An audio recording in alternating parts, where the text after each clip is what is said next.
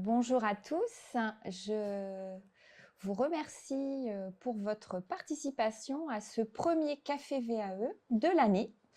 Un café VAE orienté non pas sur comment je fais une VAE, mais orienté sur des cas d'usage. L'objectif aujourd'hui, c'est de parler de nos publics VAE. Je remercie nos invités d'avoir accepté cette invitation aujourd'hui. Euh, la thématique donc de ce jour, c'est élargir les publics de la VAE. La VAE qui est un outil pour travailler la reconversion, la mobilité, l'adaptabilité, l'employabilité et notamment pour des publics dont les trajectoires professionnelles sont impactées par la maladie. Nous parlerons de maladies chroniques évolutives. Je demanderai à mes invités de nous en définir le terme. Nous allons donc échanger pendant à peu près 40-45 minutes et nous répondrons à vos questions. Des questions que je vous invite à poser via le chat en ligne. Si nous n'avions pas le temps de répondre à l'ensemble de vos questions, comme à chaque café VAE, nous y répondrons dans la foire aux questions. Alors, je vais dire simplement qu'on conserve l'ADN aujourd'hui de notre métier, la VAE pour tous.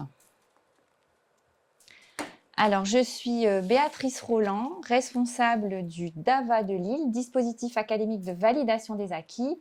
Le DAVA de Lille fait partie d'un réseau national, 30 DAVA qui portent ses missions en tant que certificateur, la notification de la recevabilité pour les diplômes de l'éducation nationale et les diplômes co-signés, et un rôle nouveau dans le cadre de la réforme de la VAE. Le DAVA de Lille et les DAVA au national sont architectes accompagnateurs de parcours. Nous guidons les candidats au travers des différentes étapes de la VAE. Les valeurs portées par ces dispositifs, l'engagement dans le cadre de notre mission de service public, la transparence, tous engagés dans une démarche qualité, et l'intégrité, parce que notre objectif, c'est de mettre en lumière les compétences de nos candidats. Alors, j'ai un chiffre à partager avec vous ce matin. 20%. 20%, c'est le pourcentage de personnes qui sont atteintes, touchées par la maladie chronique évolutive en France. Notre objectif ce matin, c'est de démontrer que dans le cadre de l'entreprise, la prise en compte de ces maladies chroniques évolutives engage l'entreprise, mais dans une démarche collective. Ces personnes qui ont des carrières bousculées, fracturées, font partie intégrante du projet de l'entreprise. Et l'objectif ce matin, c'est de vous montrer comment, grâce à la VAE, on peut les accompagner, leur donner envie, les dynamiser, grâce au projet aussi qui sera présenté par Stéphanie, et un accompagnement qui sera proposé par Julie. Alors, à mes côtés, donc, Stéphanie Chapman, qui est responsable du DABM, dispositif académique bilan mobilité. On va dire que c'est le voisin du DAVA dans chaque académie et qui travaille sur la mobilité et le bilan. Stéphanie a porté avec 2 collègues un projet qui s'appelle Résilience et rebond. Elle vous en parlera. Et à ses côtés, Julie Desmet. Merci Julie d'avoir accepté notre invitation. Chargée de mission, Ligue Entreprise pour la Ligue contre le cancer. Et toutes les deux, elles vont partager leur expertise. Je vais dire expertise parce qu'on a chacune notre expertise. Moi, je vais parler de VAE, Stéphanie d'accompagnement dans le cadre du projet Résilience et Rebond, et Julie dans le cadre de sa mission au niveau de la Ligue. Alors, je vais démarrer quand même par un point sur la VAE. De quoi s'agit-il ?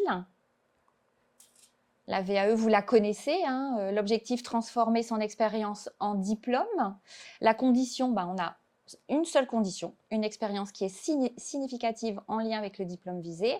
Et la VAE, elle est accessible pour tous. C'est ce que je le disais en introduction. Et l'objectif aujourd'hui, c'est de, on va dire, d'étendre le public, ce public atteint de maladies chroniques évolutives.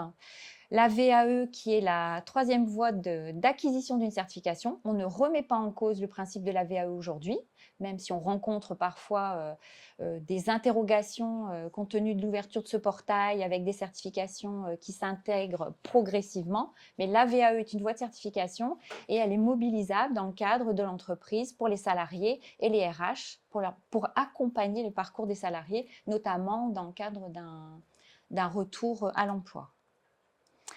La VAE de l'éducation nationale, 5 étapes.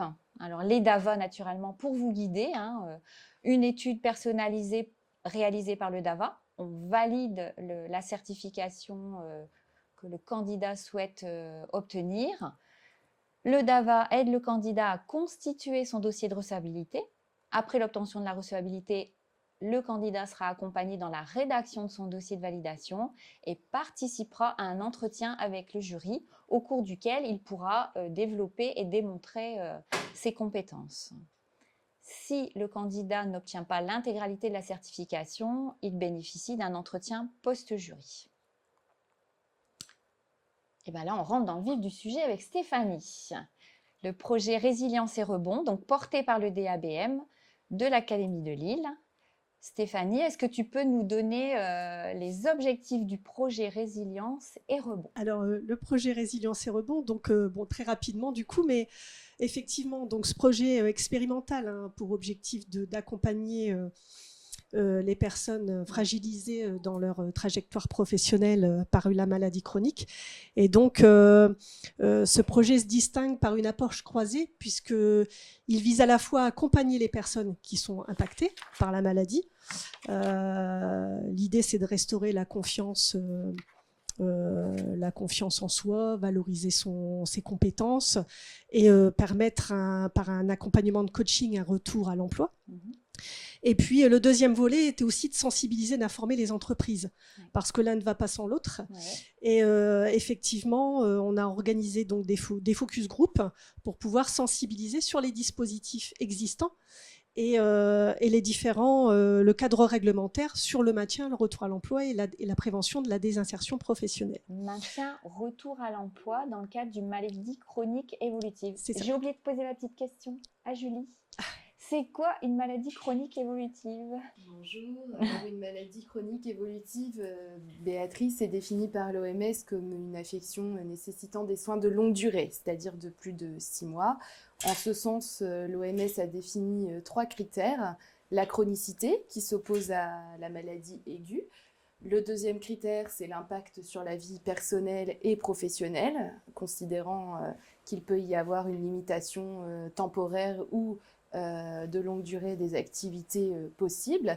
Et le dernier critère, c'est la nécessité de s'inscrire dans un parcours de soins, parfois avec un parcours thérapeutique de longue durée. D'accord. Alors, maladie chronique évolutive, c'est, j'ai entendu long 3 fois. C'est long. C'est long. C'est long. Voilà. C'est long. Ça veut dire qu'aujourd'hui, pour accompagner ces personnes qui sont touchées par la maladie chronique évolutive, c'est dans la durée. C'est ça. Il faut du temps. Il faut du temps. Et on en a parlé quand on a préparé le webinaire.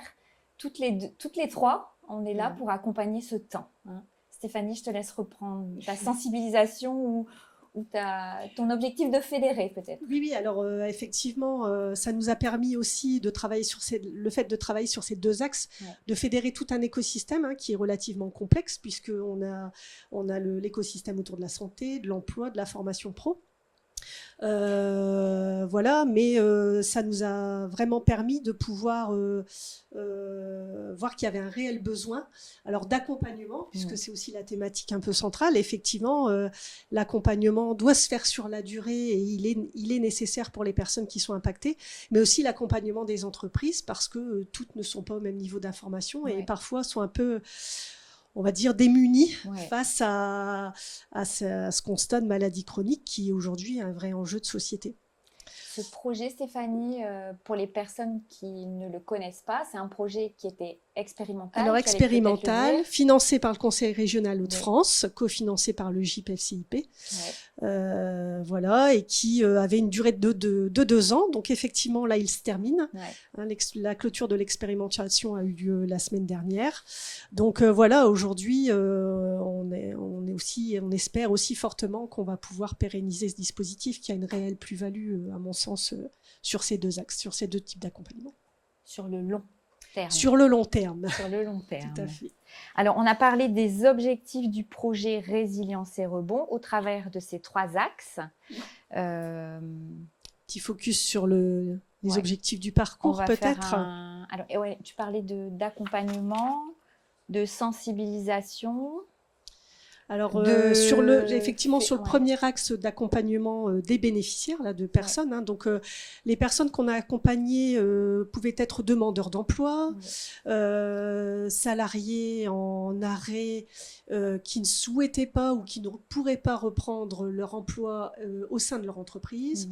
On a aussi des salariés qui étaient en arrêt et qui souhaitaient pouvoir reprendre leur métier. Donc, on avait vraiment différentes cas de figure. On a aussi eu à la marge des agents de la fonction publique, hein, pour lequel il y a encore d'autres contraintes organisationnelles. Donc, bref, on a eu un panel quand même assez vaste. Mais ceci dit, on a travaillé les objectifs du parcours de la même manière, c'est-à-dire sur 3 objectifs principaux. Ouais. Le premier, c'est vraiment pouvoir reprendre confiance en soi. Ouais. Et on s'est beaucoup, on va dire, appuyé sur la paire aidance. Ça a été vraiment une vraie plus-value dans ce dispositif d'accompagnement. L'idée, c'est que les personnes puissent effectivement faire un point sur leurs acquis, leurs compétences, leurs capacités, leurs envies, leurs valeurs, parce que quand on passe par la maladie, on ne voit pas forcément les choses de la même manière après. Non. D'élargir ses possibilités professionnelles en lien avec sa situation de santé, parce que pour autant... la reconversion peut être choisie, mais parfois elle est subie. Donc, il faut aussi faire le deuil, passer par l'étape du deuil de son ancien métier. Et puis, de pouvoir avoir un plan d'action à court, moyen et long terme, parce qu'effectivement, toutes ne partent pas du même niveau. C'est un puzzle, hein, le retour à l'emploi. Donc, il s'imbrique parfois différemment, avec des tempos différents. Mais en tout cas, que chacun puisse avoir un plan d'action pour pouvoir... revenir à l'emploi selon ses souhaits et à son rythme. Ça a duré combien de temps l'accompagnement ? Alors l'accompagnement, ça a une durée de 3 mois environ. C'est à peu près 19 heures. Hein. Il y a du temps collectif et du temps individuel. Le temps collectif permettant justement ce travail de communication, de paire aidance, de reprise de confiance en soi. Les parties individuelles, enfin l'accompagnement individuel étant plutôt orienté sur le travail, sur son projet. Ouais. Par un coach référent, donc ils n'ont eu qu'un seul interlocuteur pendant leur accompagnement. Et puis, éventuellement aussi, des ateliers partenaires. On a travaillé avec la Cravate Solidaire, que je remercie, qui a travaillé sur des ateliers de préparation à l'entretien. On a eu des interventions de l'UFOLEP sur le sport adapté. On a travaillé aussi avec une consultante sur la RQTH. Voilà, donc des choses vraiment différentes qui permettaient aussi aux personnes de mieux connaître leurs droits, parce que c'est vrai qu'il y a aussi parfois un trou dans la raquette sur ce champ-là. Donc voilà, ça a été vraiment très, très positif. Et les sorties sont différentes pour ces personnes. Je pense que c'était la question suivante. La question suivante, mais en même temps, l'objet de nos échanges, et je l'ai appris en préparant ce webinaire, c'est que les personnes qui sont dans ce parcours qui peut être très long développent des compétences. Oui, tout à fait. On reviendra dessus tout à l'heure, je pense, mais effectivement, le parcours de soins fait qu'on développe d'autres compétences dont on n'a pas forcément conscience. L'idée, c'est aussi de s'en rendre compte et de se dire que tout n'est pas à mettre à la poubelle, qu'on retournera, on fera autrement, on fera différemment, mais c'est pas parce qu'on est malade qu'on fera plus, on fera autrement. Donc voilà, et c'est vrai que sur les sorties, alors nous, ce qu'on a négocié avec le Conseil régional Hauts-de-France, c'est qu'effectivement, la sortie puisse être positive et pas forcément retour à l'emploi, hein, bien que ça reste la priorité, mais qu'effectivement, la formation, le bénévolat, le mentorat, le bilan de compétences et la VAE pouvaient effectivement être une sortie, puisque ça engage dans une démarche et ça fait partie d'un palier dans le parcours de retour. Alors on fait le lien avec comment je vais dire, la convergence entre la VAE et le projet Résilience et Rebond. On en a discuté, Stéphanie. Oui. On a animé l'année dernière un webinaire sur la VAE qui participe à l'optimisation de la gestion des emplois et des parcours professionnels. Et avec Stéphanie, on a repris donc, je dirais, des éléments. On a repris 5 éléments et on s'est dit que ça pouvait être intéressant ce matin de faire le lien. Alors les éléments, anticiper, la GEPP, c'est anticiper les évolutions des métiers, adapter les RH aux besoins stratégiques, développer les compétences et l'employabilité, promouvoir la mobilité interne, accompagner les évolutions technologiques et organisationnelles. Mais là, on a fait le lien avec 2 éléments, Stéphanie, parce que vous aviez fait 2 constats dans le projet. Oui, en fait, ce projet, il a été initié à partir de 2 constats. C'est que l'ANACT estimait qu'en 2019, 15% de la population active était atteinte de maladies chroniques. On prévoyait 25% dès 2025. Bon, ben, 2025, on y est. Ouais. Donc, ça veut dire que effectivement, il y a un salarié sur 6 qui est concerné par la maladie chronique. Ouais. Le recul de l'âge de la retraite va probablement accélérer encore cette tendance. Et une personne atteinte de maladie chronique, elle a un risque de entre 20 et 30% de perdre son emploi.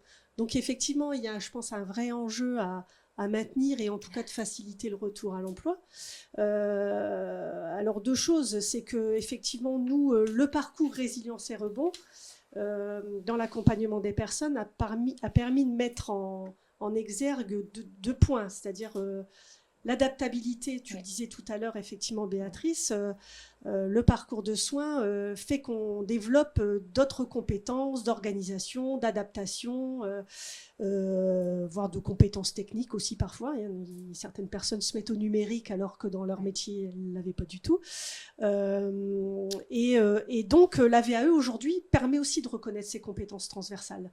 Donc, il y a un vrai enjeu à accompagner les gens pour leur permettre de se rendre compte que le parcours de soins, c'est une expérience et qu'on a acquis des choses et que ces compétences peuvent être valorisées et transférables dans un autre métier. Donc, effectivement, il y a une vraie plus-value sur l'adaptabilité, ce qui leur permet quand même de pouvoir repartir plus sereinement à l'emploi. Je fais le parallèle aussi avec le fait qu'aujourd'hui, dans les dispositifs existants d'accompagnement aux entreprises, il y a des outils, des aménagements, des adaptations possibles pour faciliter ce retour. Mais je laisserai Julie en parler tout à l'heure. Mais voilà. Et puis, la partie engagement des collaborateurs, parce qu'effectivement, en ayant cet axe auprès des employeurs, on s'est rendu compte qu'on a travaillé notamment avec les services de santé au travail, et on s'est rendu compte qu'un retour serein passait aussi par le collectif, et qu'on ne peut pas dire à la personne, bon, la personne est malade, donc il y a 4 étapes en général, il y a l'annonce de la maladie, donc l'annonce de l'arrêt, il y a pendant l'arrêt, il y a la pré-reprise et la reprise. Et donc, peut décemment pas faire le constat de dire bon, la personne est malade, on en est bien désolé. D'ailleurs, c'est souvent très compliqué aussi pour l'entreprise de savoir ce qu'elle peut faire, ce qu'elle doit faire. Est-ce que je le contacte? Est-ce que je garde contact? Est-ce que on rentre dans la vie privée, la vie intime de la personne, donc c'est compliqué de s'immiscer dans la vie personnelle. Mais pour autant, on se rend compte que quand il y a de la communication sur ces 4 étapes entre la personne, ses collègues, l'entreprise, eh bien, le retour à l'emploi est grandement facilité. Donc, je pense qu'effectivement, dans le cadre de la prévention de la désinsertion professionnelle, l'accompagnement de l'entreprise est aussi absolument nécessaire. Et on a un bel exemple à côté de nous. Exactement. Accompagner les entreprises. Alors, je vais laisser la parole à Julie, qui, je vous l'ai présenté tout à l'heure, chargée de mission. Alors, Ligue Entreprise, on va le comprendre tout de suite, pour la Ligue contre le cancer Nord. Alors, j'ai une question à poser à Julie, c'est quelles sont les missions de la Ligue contre le cancer?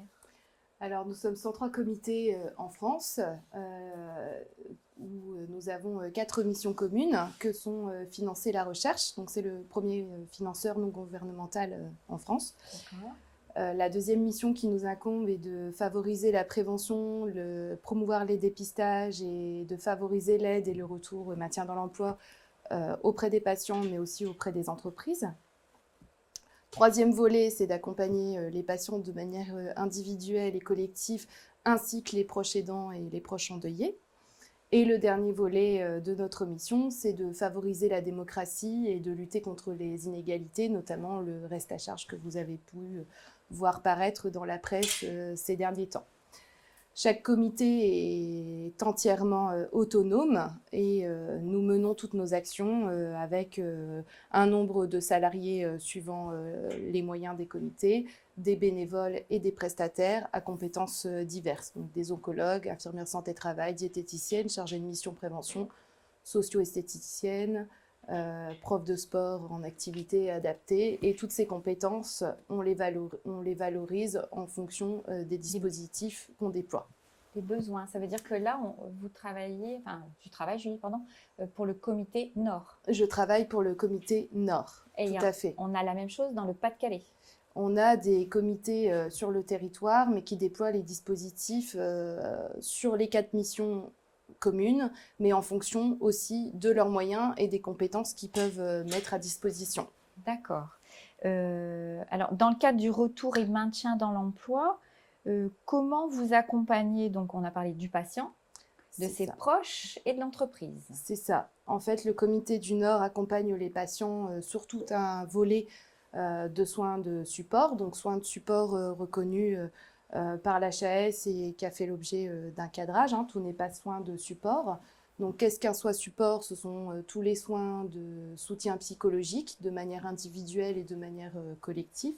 C'est aussi les ateliers et les consultations diététiques, donc les ateliers collectifs que peuvent faire les patients encadrés par une diététicienne, mais aussi les consultations individuelles, les soins de socio-esthétique, par exemple pour équiper les dames de prothèses capillaires lorsque le reste à charge est trop important. Ce sont des choses qui se font, mais aussi quels produits va-t-on utiliser pour se maquiller et garder une image de soi positive pendant les soins. Donc, ce sont des choses qui sont accompagnées au sein du comité. Des consultations de sevrage tabagique, d'aide en tous les cas, d'accompagnement en fonction du souhait des patients, menées par une infirmière spécialisée en tabacologie, et des activités physiques adaptées avec des professeurs qui ont passé une certification APA, donc là, spécifique. On est sur la personne. Donc là, on est sur la personne. Et sur le volet retour et maintien dans l'emploi, pour ces personnes, il y a des ateliers de remédiation cognitive. On a un partenariat avec Oncogite notamment, des ateliers de retour et de maintien dans l'emploi et d'autres ateliers qui favorisent la reprise de la confiance en soi et aussi le maintien du lien social après ou pendant cette bulle de soins. Si je fais le lien avec Résilience et Rebond, ça fait partie d'un partenaire qui peut être sollicité dans le cadre de l'accompagnement d'une personne. Alors effectivement, lorsque les patients sont vus par notre psychologue ou font l'objet d'ateliers retour et maintien dans l'emploi, ce sont tous les dispositifs qui sont évoqués pendant ce parcours de soins. Alors ça prend du temps parce que il faut aussi laisser le temps aux gens de se projeter dans une vie professionnelle, que ce soit sur une reprise au poste, une reprise à un autre poste dans l'entreprise ou une reconversion. Mais ce sont des choses qui sont évoquées parce que ça nécessite, encore une fois, d'être préparé en amont avec les services de santé-travail aussi dans le cadre des visites de pré-reprise. Mais tout à fait, c'est des sujets qui sont évoqués. On accompagne par ailleurs les proches aidants. Oui. La famille. La famille, exactement, par du soutien psychologique, des groupes de parole et des activités créatives et culturelles qui les sortent aussi un petit peu de cette bulle de soins. Les proches aidants qui, je le rappelle, prennent une part considérable aussi au sein des entreprises et qui mènent de front leur activité professionnelle et le soutien qu'ils peuvent avoir pour leurs proches malades. Si je me positionne à la place d'un RH qui nous écoute peut-être, oui, peut-être, certainement. Même sûrement. Ça veut dire que dans ces équipes, on peut avoir des personnes qui sont proches aidants, qui ne sont pas malades, mais qui sont proches aidants et qui ne le Alors, on a participé à ce bilan la semaine dernière sur le dire-taire. Est-ce qu'on le dit, est-ce qu'on ne le dit pas? Exactement. Le patient est libre de faire part de sa maladie ou pas à son employeur, tout comme le proche aidant. Alors effectivement, en fonction des relations qu'il y a au sein des entreprises, ça peut générer parfois quelques difficultés de vouloir en parler, en tous les cas, en fonction des choix effectués par les patients et des aidants. L'accompagnement est déployé à mesure de ce qu'on peut savoir aussi.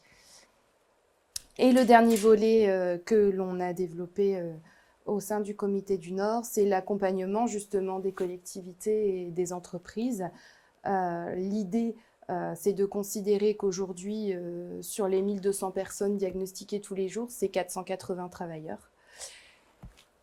C'est un état de fait et que donc la Ligue souhaite participer en partenariat avec les entreprises à la prévention et à l'accès au dépistage des grands cancers que nous connaissons aujourd'hui en France, mais aussi les facteurs protecteurs et les facteurs à risque, sensibiliser sur tous ces facteurs et agir sur le deuxième volet qui est le retour et maintien dans l'emploi, en allant sensibiliser les encadrants, mais aussi les salariés sur la thématique du cancer, ses répercussions sur la famille, ses répercussions dans l'emploi, la répercussion de longue durée. On évoque aussi les séquelles à long terme. Et effectivement, sur les 3 temps de la maladie qu'a évoqué notre collègue, l'annonce, le traitement, donc cette période de rupture et la préparation à la reprise et l'accompagnement à la reprise, c'est d'évoquer qu'est-ce qu'on peut faire, qu'est-ce qu'on ne peut pas faire, comment on agit en fonction du choix du collaborateur pour pouvoir l'accompagner au mieux, maintenir le lien aussi, puisqu'on sait que plus le temps de l'arrêt est long, ou plus le lien risque de se disloquer. Et il est important de se mettre d'accord en amont sur qu'est-ce qu'on fait et qu'est-ce qu'on ne fait pas. Pendant cette rupture de lien et de suspension de contrat de travail. Quand on parle de durée, on a une moyenne, Julie, en arrêt de travail? Alors, les salariés aujourd'hui atteints de pathologies cancéreuses s'arrêtent un peu plus de 6 mois. C'est pour ça que parfois, ils rentrent dans le cadre des maladies chroniques. Toutefois, il y a des gens qui font le choix de ne pas s'arrêter. On n'en parle pas souvent, mais...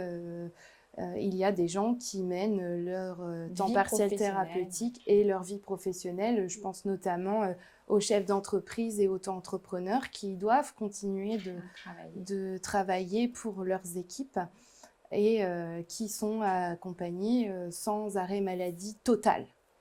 Et l'intervention que vous proposez vous-même, Julie, avec votre collègue, c'est de faire de la sensibilisation, de la prévention auprès des équipes, pour justement permettre aux équipes de peut-être réagir de façon différente. Exactement, c'est de pouvoir lever les tabous liés à la maladie, lever tous les préjugés que l'on peut avoir, que ce soit au moment de l'annonce, que ce soit au moment du retour, parce qu'au retour, plus rien ne sera jamais comme avant, et on agit aussi avec ces séquelles et les cartes que l'on a entre les mains, et c'est pouvoir épauler les encadrants sur la manière d'accueillir cette annonce, de pouvoir préparer ce temps de rupture quand c'est possible, bien entendu, mais de pouvoir aussi diffuser de l'information pendant l'arrêt maladie sur les dispositifs.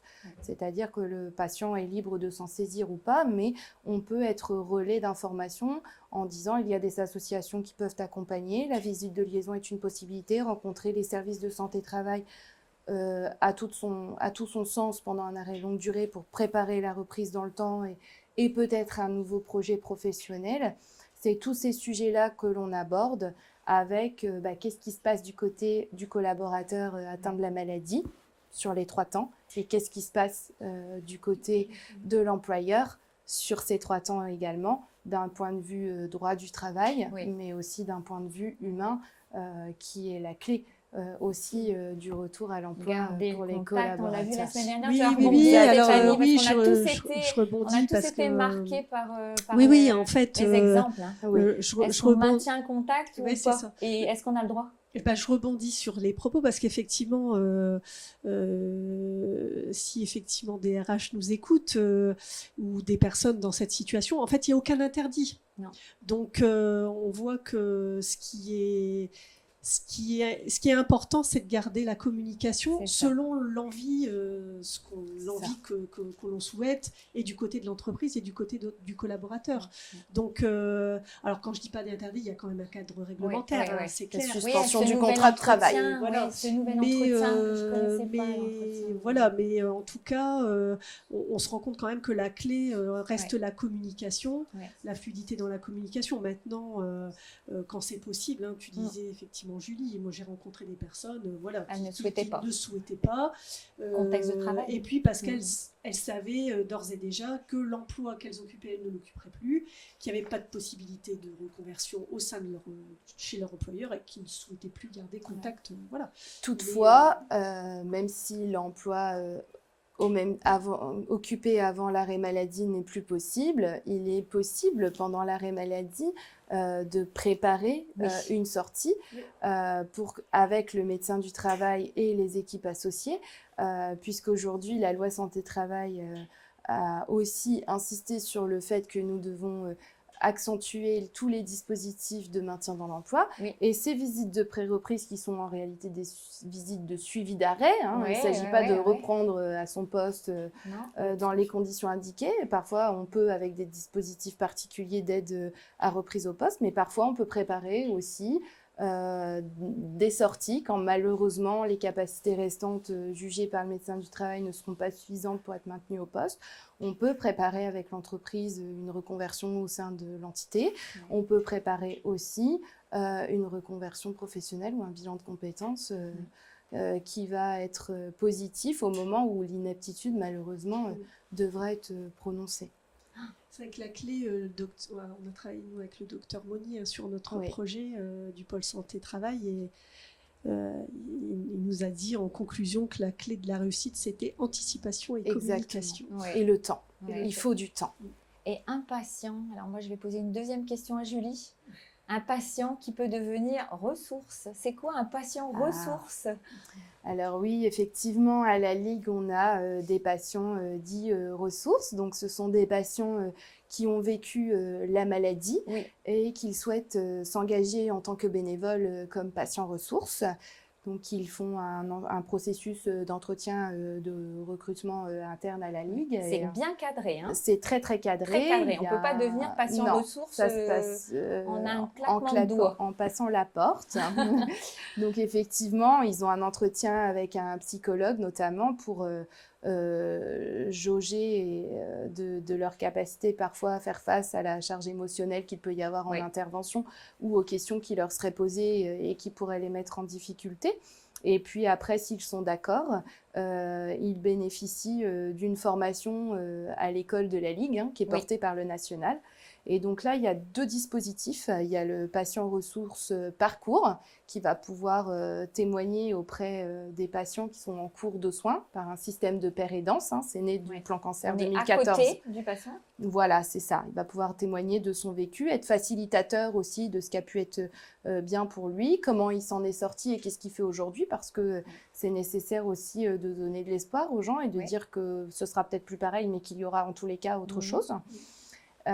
Et puis pour le patient, c'est porteur durant les soins parce que c'est facilitateur d'accès aux soins supports, associations, dispositifs existants qui sont méconnus tant qu'on ne l'a pas vécu ou si on est externe, professionnel de santé ou qu'on ne connaît pas.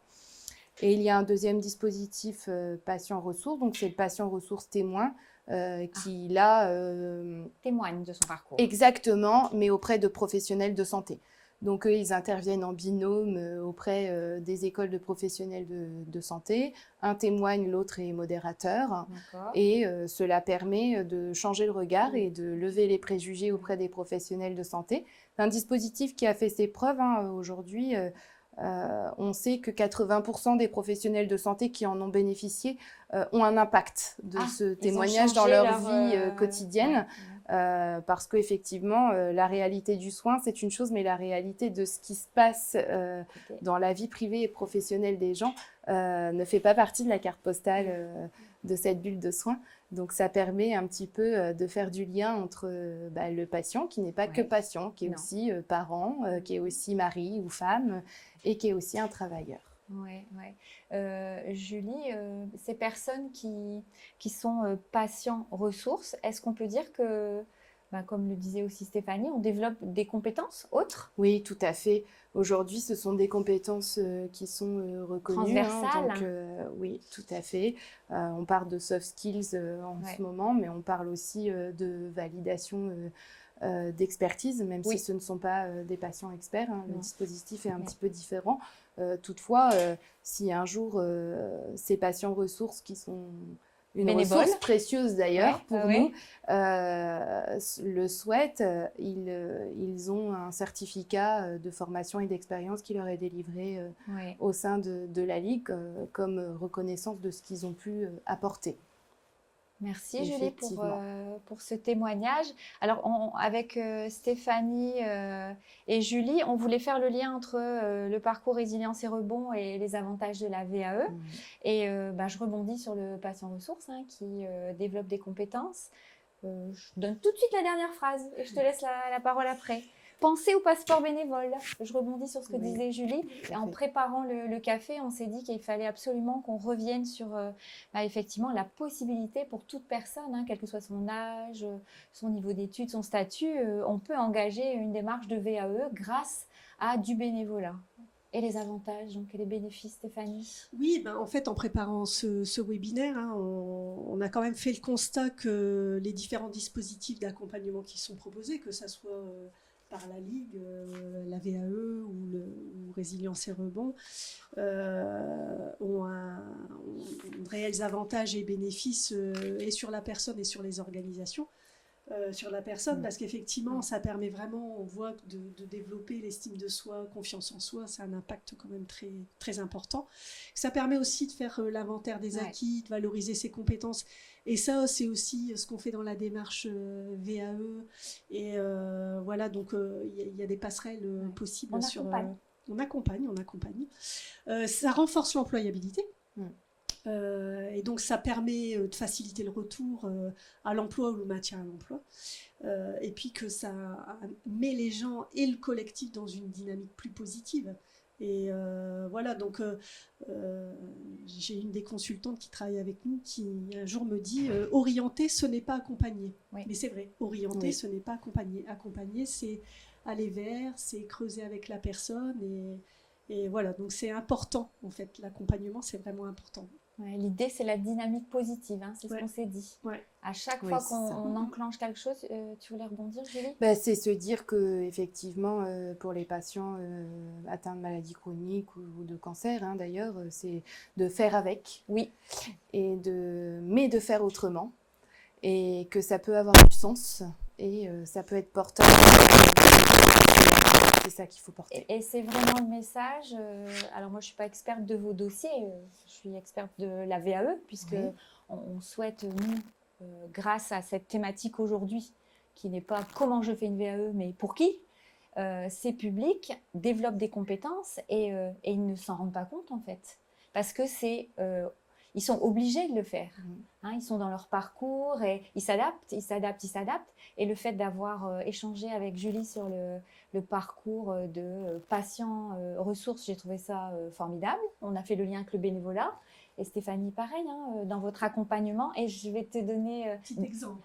Te demander le témoignage de Anne. Alors Anne, effectivement, c'est une personne...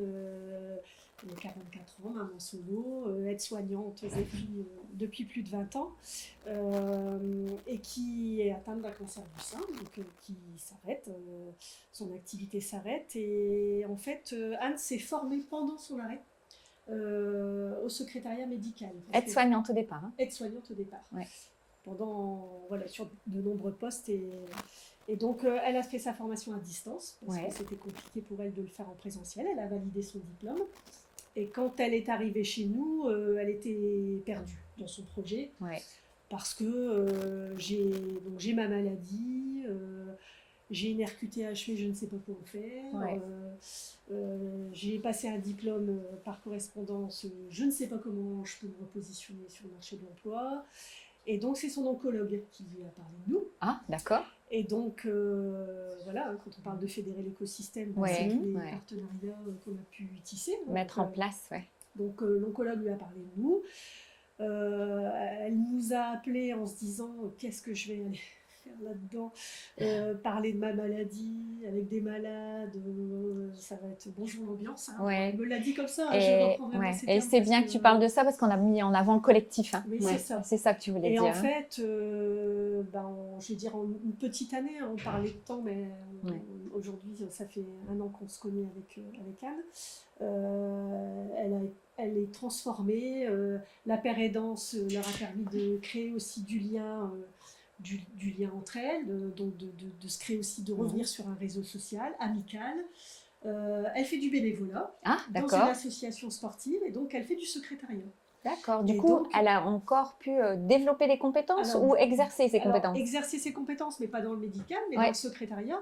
Ce qui fait qu'aujourd'hui, on lui a glissé à l'oreille que ce serait peut-être intéressant voilà, qu'elle puisse peut-être se renseigner dans un premier temps sur la VAE, parce qu'elle pourrait peut-être valider une certification, en lien avec le secrétariat, ce qui lui permettra de pouvoir se positionner sur d'autres postes. Voilà, donc je trouvais que c'était un bel exemple. Oui, un bel exemple. Merci Stéphanie. On va vous abandonner 2 petites minutes ou une petite seconde. Un petit problème technique.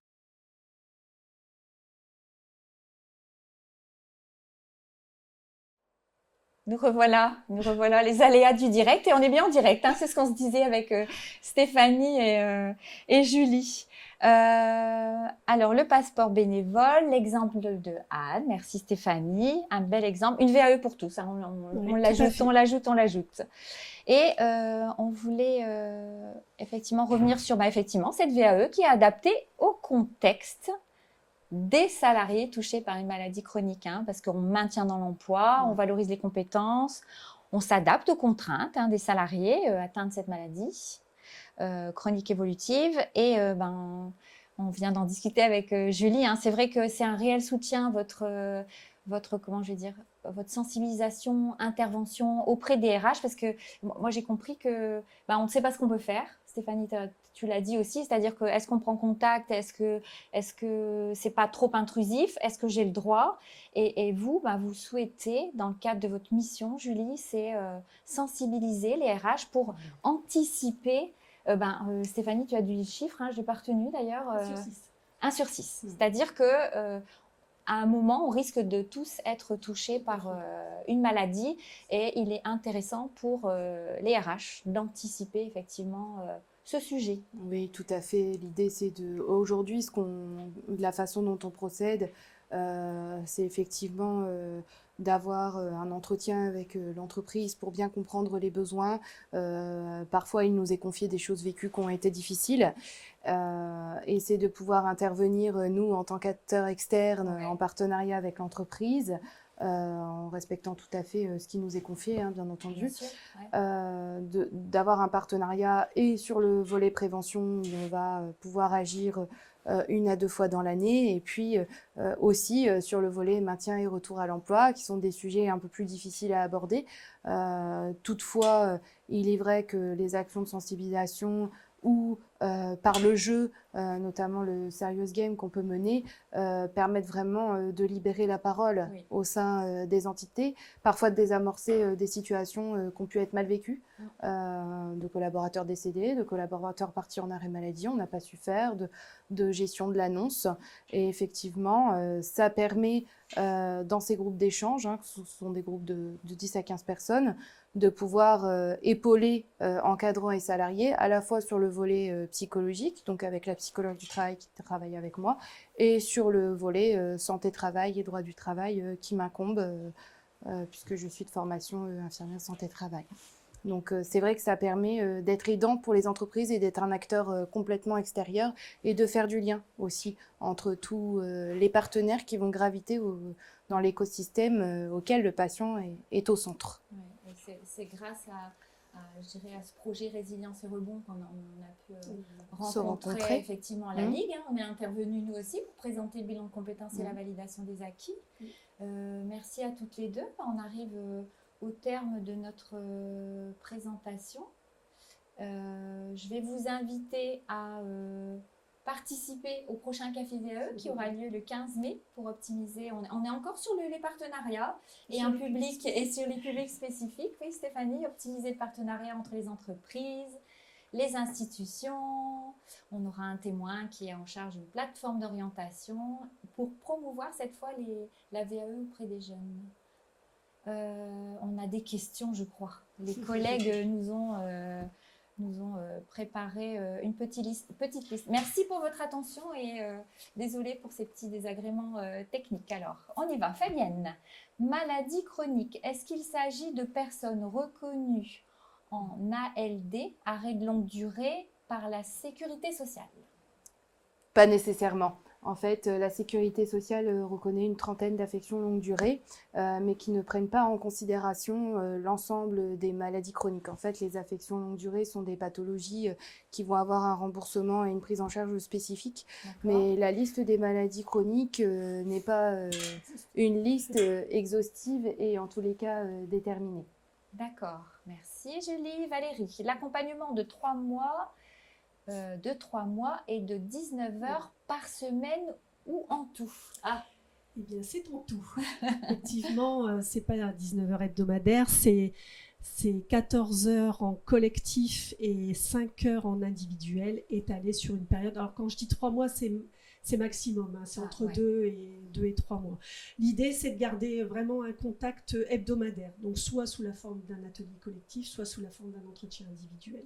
Voilà. D'accord. Merci Stéphanie. Fabienne, alors, vous impliquez bien le service de santé au travail en demandant aux salariés une visite de pré-reprise, anticiper une reprise avec des aménagements. Alors nous, en tant que Ligue contre le cancer, on va bien évidemment évoquer l'importance des services de santé-travail et de l'équipe pluridisciplinaire, et notamment dans certains services, les cellules PDP, qui aujourd'hui, prévention de la désinsertion professionnelle, qui sont nées justement pour accompagner les salariés en risque de désinsertion. Ça, c'est en entreprise. Le PDP, donc, c'est en entreprise. Les cellules PDP sont partie prenante des services de santé-travail aujourd'hui, dont le docteur Monnier, que vous avez rencontré, mène. L'idée aujourd'hui de nos interventions en entreprise en tant que Ligue, c'est d'être préventeur et d'évoquer tous ces dispositifs. Alors, il faut savoir que la visite de pré-reprise, c'est une visite qui n'est pas obligatoire, qui peut être sollicité à partir du moment où le salarié est en arrêt de plus de 30 jours, soit par le salarié, soit par le médecin conseil, qui va inviter le salarié à prendre rendez-vous avec son médecin du travail, soit par le généraliste. Mais cette visite n'est pas obligatoire. Toutefois, cette visite de pré-reprise, qui est faite pendant l'arrêt maladie, a pour but de faire état de l'arrêt maladie, comment est vécue la maladie, et le lien entre la maladie et le travail et les capacités qui sont restantes ou qui seront restantes, et donc, in facto, comment on anticipe le retour à l'activité professionnelle. Donc, ce sont des visites très importantes, et bien évidemment, les services santé-travail ont une part importante en partenariat à nos côtés pour le maintien et le retour à l'emploi des collaborateurs. Et d'ailleurs, c'est pour ça que l'anticipation, elle est importante, hein, aussi, Julie, tu disais, parce que effectivement, plus on anticipe, la visite de pré-reprise permet aussi de voir éventuellement les aménagements et les besoins possibles. Quelles adaptations? L'adaptation, elle peut être humaine, organisationnelle, technique. Tout à fait. Voilà, donc c'est vrai que l'anticiper permet aussi de faire un petit peu ce point-là, et de pouvoir, je vais dire, être le plus opérationnel possible quand la personne reprend son emploi. Merci pour vos questions. Pas d'autres à notre connaissance. Je vais revenir sur la prise de contact avec le DAVA, notamment le DAVA de Lille, par téléphone, adresse mail, le site que je vous invite à visiter, donc, sur lequel vous avez la VAE avec toute la promotion, les replays des cafés VAE précédents, une belle opération actuellement de valorisation des parcours de VAE qui s'appelle Valoriser, avec des témoignages de lauréates qui ont eu un déclic, et elles vous présentent le déclic de leur envie de faire une VAE, un prochain épisode qui devrait arriver la semaine prochaine. On est aussi présent sur le réseau LinkedIn et puis YouTube avec cette chaîne valorisée. Est-ce que tu me permets un petit mot, Béatrice? Ah bah, j'allais vous laisser le dernier mot, vas-y. Non, je profite effectivement Ouais. par rapport à Ah mon oui, avenir ton pro. projet. Voilà, que dans le cadre du projet, on a aussi souhaité mettre en ligne sur le site Mon Avenir Pro un site résilience et rebond, justement pour pouvoir mettre à disposition toutes les ressources, dispositifs existants, les bonnes pratiques qu'on a pu capitaliser pendant cette expérimentation. Alors le site est encore en cours de formalisation, mais voilà, vous pouvez aussi par Mon Avenir Pro retrouver les informations sur le projet. Oui, on vous enverra de toute façon le support et avec les coordonnées de Julie, si vous souhaitez, son intervention. Qui sont disponibles sur le site de la Ligue contre le cancer. Il suffit d'appeler le Comité du Nord. Dans tous les cas, que ce soit pour les patients, les aidants ou les entreprises, c'est le point d'entrée, c'est le Comité du Nord. Et ensuite, en suivant les besoins, vous êtes aiguillé sur les différentes chargées de mission. Voilà, tout à fait. Alors, on a donc le patient, la famille, les aidants, les entreprises. Tout le monde peut être accompagné. Tout le monde peut être accompagné. Tout le monde peut être accompagné avec ou des orienté. projets différents ou orienté et bénéficier d'une VAE parce que on a développé des compétences dans le cadre de ces parcours, on va dire, spécifiques. Alors, je vais redire ce que j'ai dit quand j'ai démarré le webinaire. La VAE est un des outils pour travailler la reconversion, la mobilité, l'adaptabilité, l'employabilité, et notamment pour ces publics dont les trajectoires professionnelles sont impactées par la maladie et on peut être, on est tous concernés, alors je vous laisse la parole pour le mot de la fin. Alors, moi, je reprendrai juste une petite phrase qu'on a fortement clamée pendant toute cette expérimentation, c'est que toute personne a le droit à la dignité par le travail, quelle que soit sa situation de santé. Très bien, merci Stéphanie. Julie? Et moi, le mot de la fin, je dirais que tout ça, pour tous ces dispositifs, pour tout ce qui est possible aujourd'hui, puisqu'il y a pléthore de possibilités, il faut du temps. Il faut des interlocuteurs, donc il ne faut pas hésiter à être relais de prévention de la désinsertion professionnelle et relais de tous les dispositifs qui peuvent exister pour épauler les gens. Merci à vous deux et je vois que Fabien me laisse un petit message via le chat. Vous nous remerciez pour ce beau projet. C'est vrai qu'on est impliquées toutes dans des projets différents. C'était intéressant, Fabienne, merci. Cécile qui nous remercie aussi pour ce partage d'expérience et on vous retrouve pour un nouveau partage d'expérience le 15 mai, prochain café VAE, donc de 9h30 à 10h30. Merci à tous pour votre attention et à bientôt. Très belle journée. Merci mesdames. Merci Béatrice.